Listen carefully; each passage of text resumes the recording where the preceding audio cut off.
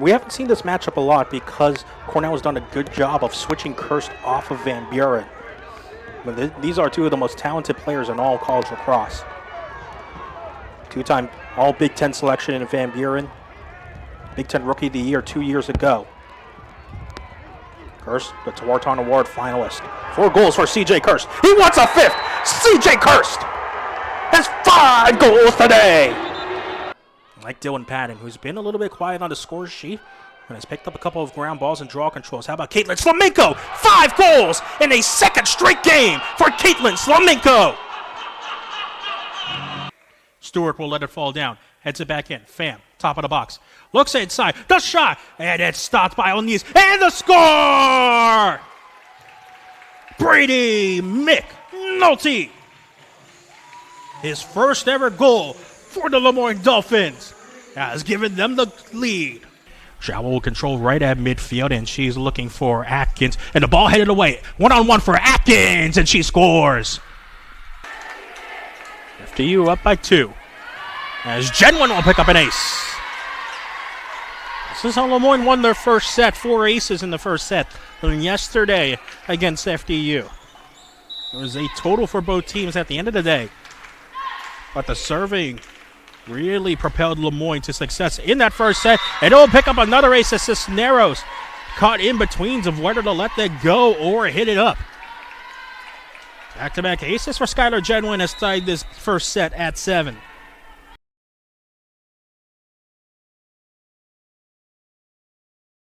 Going back to my point about Busek and the defense, saying that Princeton is going to play a defense where they leave their defenders on an island.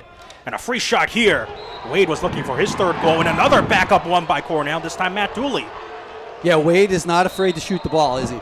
Especially against Cornell, it seems. And then Cornell 2 runouts in a row, they're winning.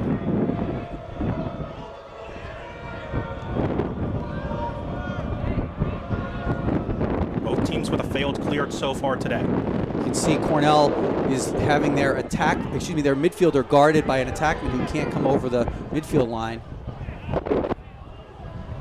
We had a chance to talk to Connor Busek a little bit about teams are spending more and more time on their rides and clears, right? Because of that 20 seconds to get the ball over midfield, there's some opportunities there. People are spending more time on it, and the clears and the rides are just getting more complicated. Especially against a Princeton team that failed 7 clears last week against Rutgers.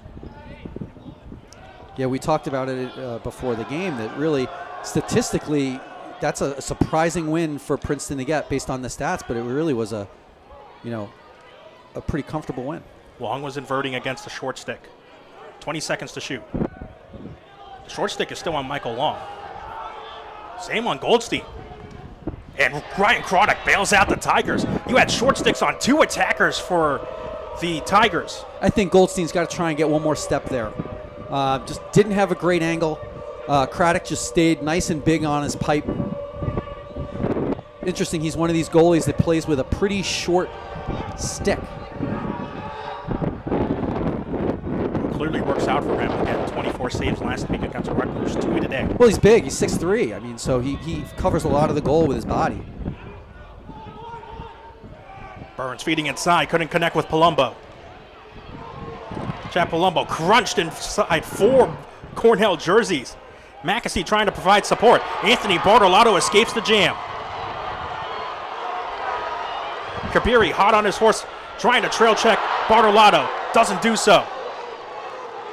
And Brendan Staub, again, across the halfway line. Brendan Staub missed the cage. You could see he had that sucker loaded and ready to go the second it was in his stick. And, again, from a distance like that, straight in front of the cage with that long pole, it's just, it's one of those things that's changed in lacrosse. You used to never have your long pole shoot. And now, you can tell it's just difficult for the goalie to pick up. And I think that's why you're seeing more and more pole goals. Staub's no stranger to scoring goals. How about Andrew Dalton? Can't quite handle the ball on the crease. That's a tough pass when it's so flat like that, trying to get it through 2 defenders. It was a good play. I thought he was going to be able to hold on to it, but just not able to sort of complete the catch. He had it and lost it. Jackson Green, the Princeton football player, takes the ball across the halfway line. Number 4 in black. We talked about this last week, how it felt like there was a tentative start to the Cornell-Princeton game, the Cornell-Penn State game. A lot of turnovers between both of those teams. Here, the pace is definitely not slowing down. That's what you get with Ivy League play.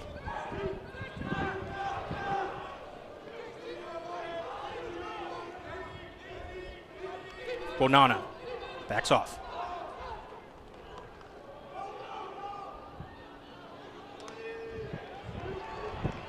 Good communication by Cornell getting back to the matchups they wanted.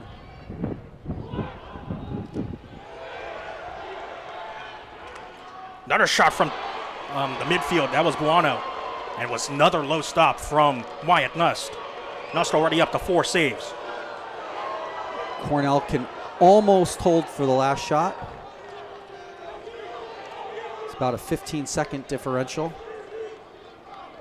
And you see CJ Kirst directing traffic like he always does. The second midfield line will come on.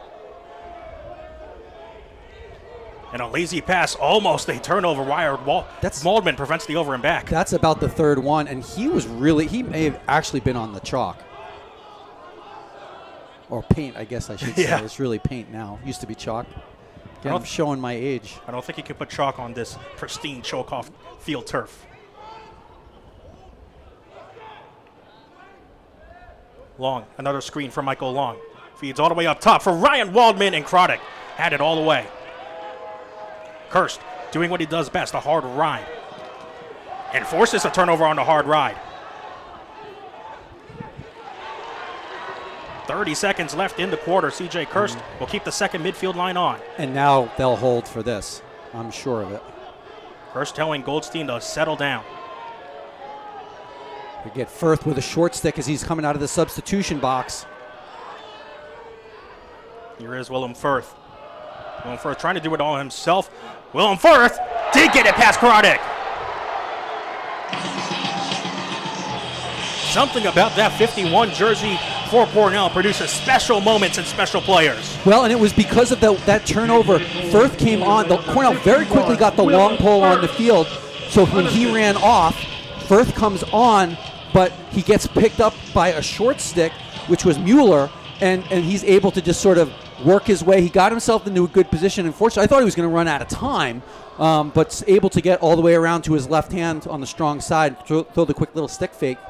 And with 6 seconds left in the quarter, it'll have to be a quick win and take it for either team here. 3-goal run for the Big Red, capped off by Willem Firth. Melkonian trying to move quick. Can Cornell get something on Cage before the quarter ends? Not quite, as the pass to Goldstein is off target. But a frantic pace to this game sees a Cornell 5-2 lead after the first 15 minutes of play. What more could you want to start off Ivy League play in men's lacrosse? The number 2 Princeton Tigers are down 5-2 to the number 6 Cornell Big Red.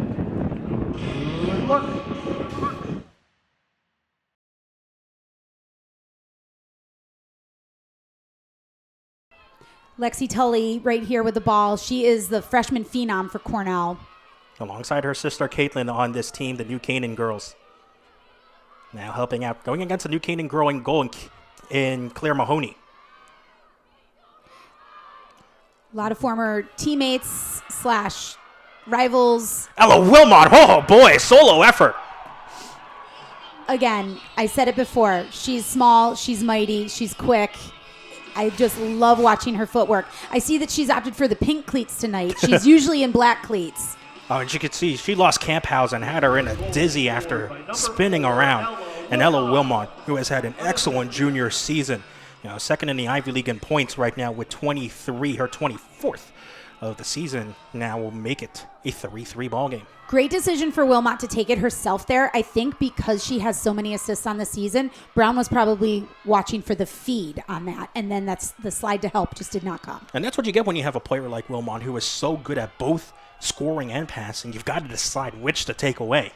Absolutely. And again, like I was talking about, as soon as Cornell just settled in and played their game, they were going to start chipping away. Ellie Burgeon back in the draw circle. Beth Anderson's going to win this one cleanly, though. And it feels like it's been forever since we've seen Brown on the offensive side of the ball. It has been a minute or two. And now let's see. Cornell defense needs a really good stop here to feel good. We'll start with an extended possession against Anderson on man-to-man, but now Cornell will settle back into their zone. Looks like Brown is subbing some people on or switching some sticks out. Just about 3 minutes left to go in this first quarter. We're all tied up 3-3. And this down. pass inside the 8-meter is away. And Cornell trying to pick up this loose ground ball. Caitlin Tully is right there. Same with Bryn McDonald. Still a ball on the ground. Ooh, nice ground ball. Maggie Pons is there.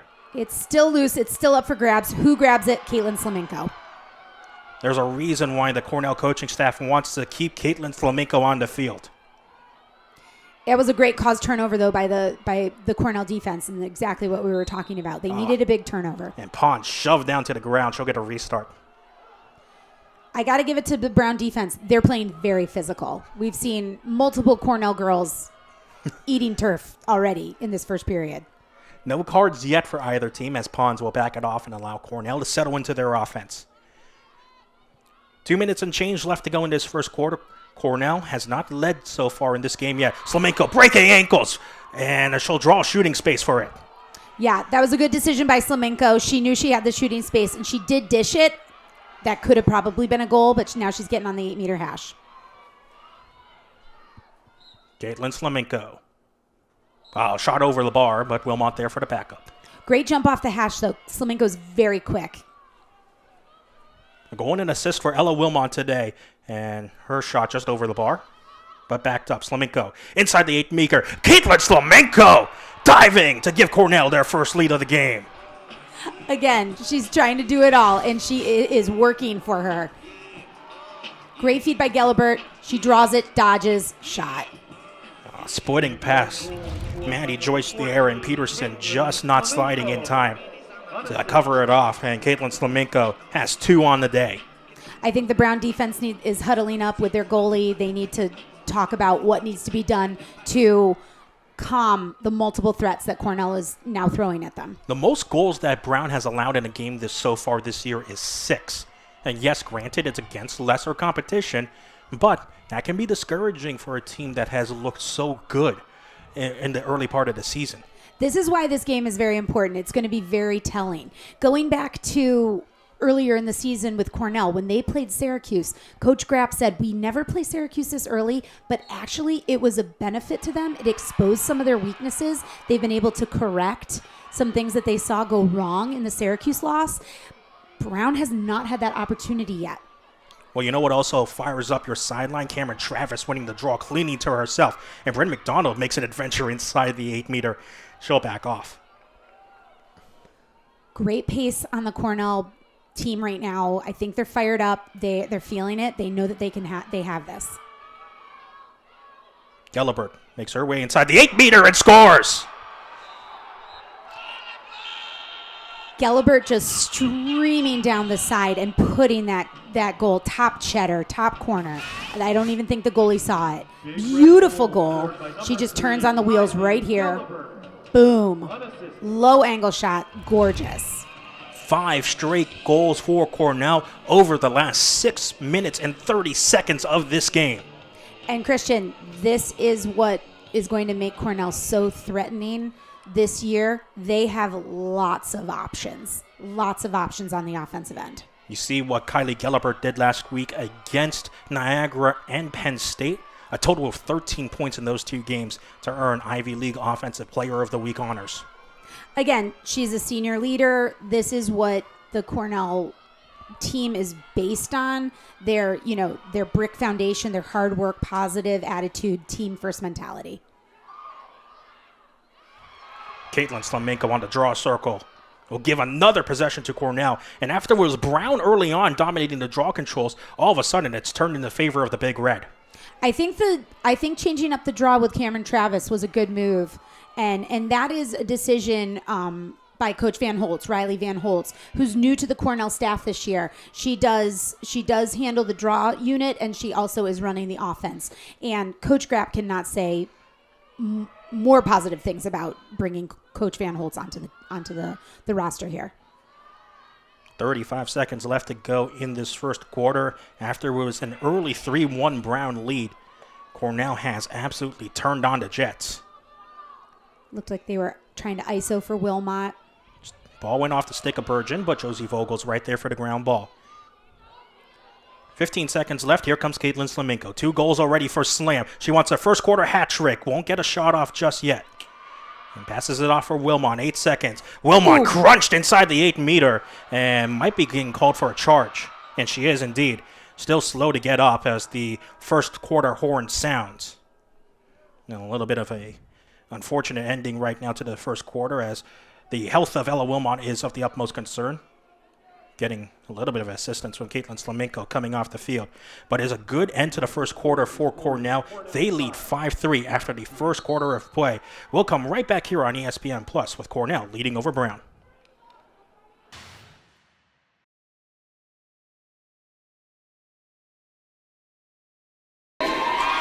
Hello, everyone, and welcome to Ted Grant Court here on NEC Front Row for this edition of Lemoyne College Volleyball. Christian Guzman here with you on the call as we conclude the weekend series between the FDU Knights and the Lemoyne Dolphins.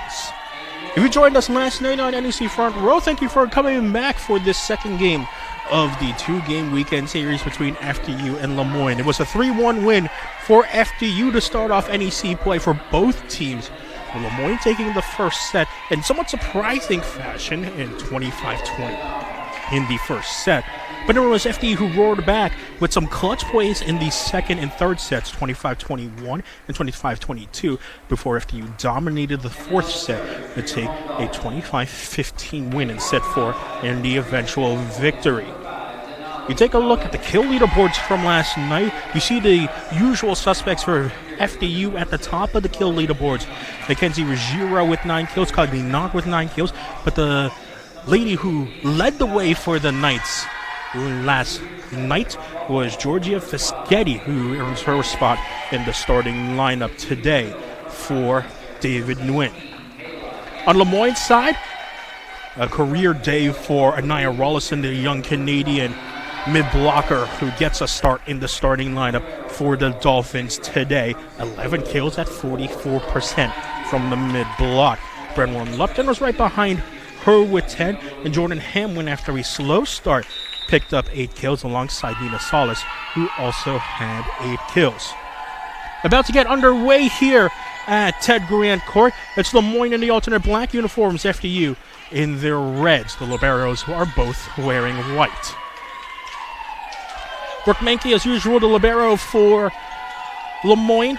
On the FDU side, it'll be interesting to see who David Nguyen trots out as his libero. Started with Emily Van Olinda in the first set, but halfway through the second set, made a switch and put in Kendall Gano for the rest of the game. We'll go Lemoyne attacking from left to right here in set 1. Across your screen, FDU attacks from right to left across your screen. And both teams looking to get NEC play off well. FDU certainly did that last night with the 3-1 win. Lemoyne in their second year as a Division I program, full-time across all varsity sports, looks to pick up an NEC win for only the second time in their program history, only picking up one NEC win last year against Stonehill. Stonehill is who Lemoyne takes on next week in a weekend series here at Ted Grant Court. But for right now, they have to finish up this weekend series against FDU.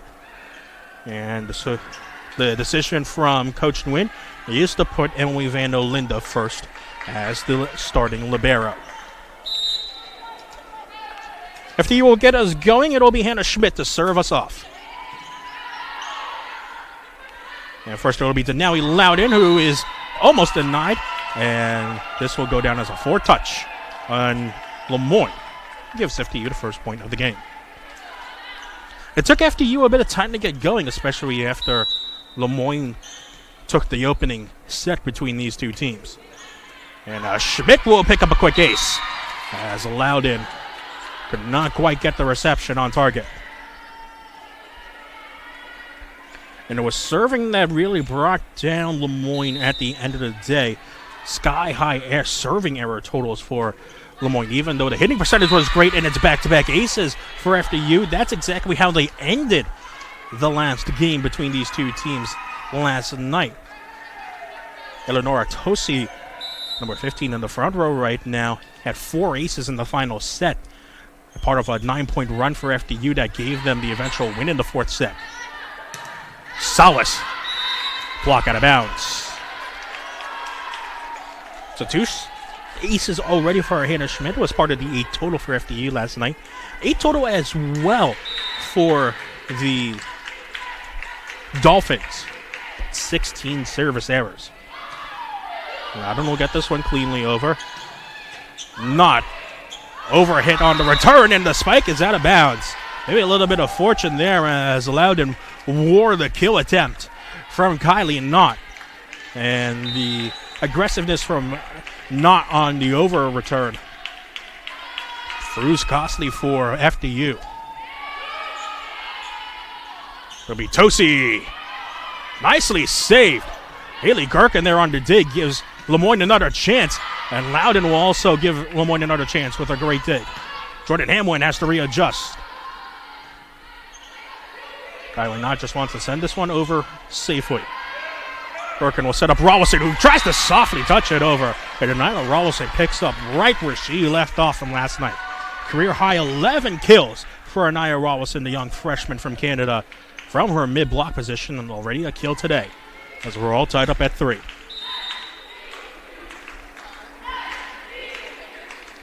Loudon still serving. Readjust from Knott, who slides over to the mid-block, and it touches the floor. You've got so many options with FDU, especially with their positioning. So on that last passage of play, it was Knott who slid over to the mid-block position from her usual outside, and essentially Tosi flipping over. So green card is going to be shown here. Susan Kim wants to challenge if the ball actually touched the floor.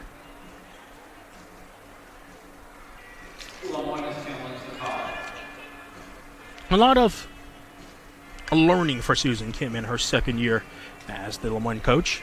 Only 2 wins last season for, only 1 win last season for Lemoyne last year, and again against the aforementioned Stonehill College. Lemoyne takes hosts next week.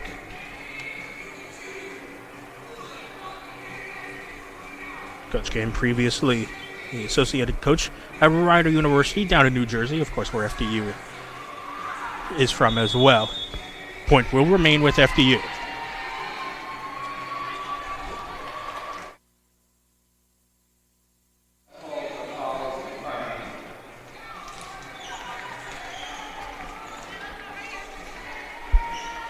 So FDU up 4-3 early on here in the first set.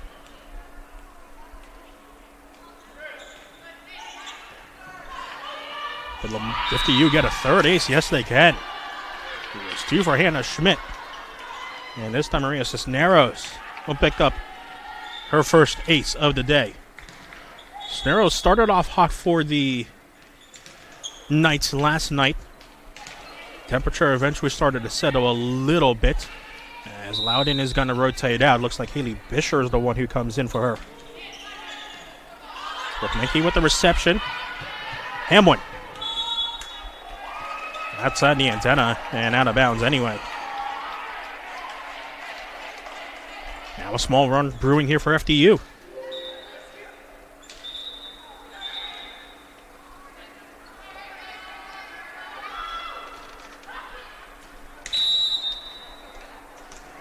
Three-point advantage for the Knights on a 3-point run. Gherkin does well to adjust to the overhit. Saves the point. Hamwin with a beautiful dig. And this point continues to be saved by Lemoyne. And the attack from Knott is wide. Seen that a couple of times. Uncharacteristic of Kylie Knott. Over aggressive on her kill attempts.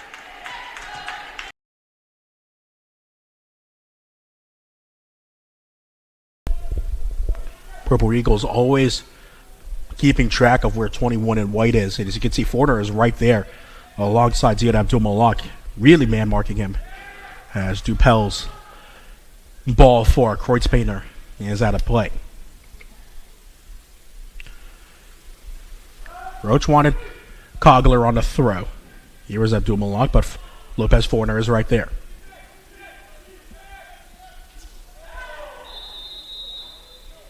Foul called against Lemoyne. There's been a bit of physicality in this game. No card yet shown from either side. Yeah, it's something I'll be expecting very soon.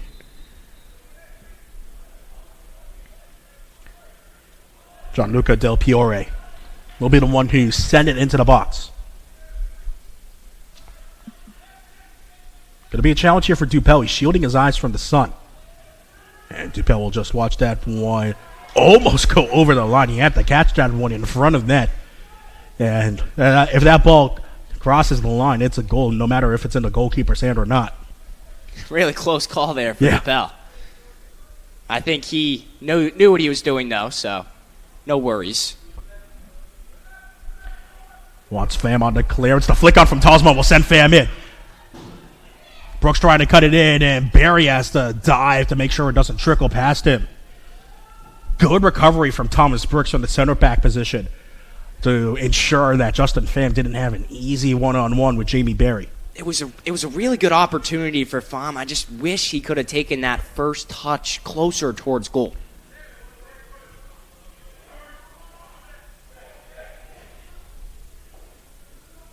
Spina wants to pressure Goodridge, and Jack Goodridge says no.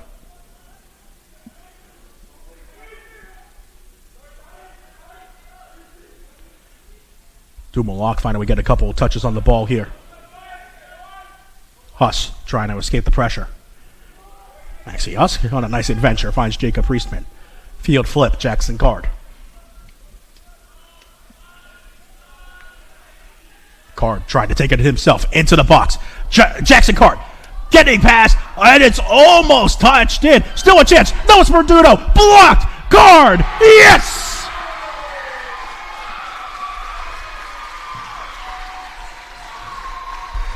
Wow. That was unbelievable. I mean, that's like a sequence out of a video game right there. Ball's bouncing around everywhere, and finally Jackson Card, the one who started the attack, he's the one that gets it in the net. How good does that have to feel for Jackson Card? Missed all of last season due to injury and didn't score, but featured in 15 games and 6 starts for Lemoyne in their final year in Division II in 2022. His first career goal in front of all the friends and family here for homecoming weekend. Jackson Card puts Lemoyne on the board first. And it was just really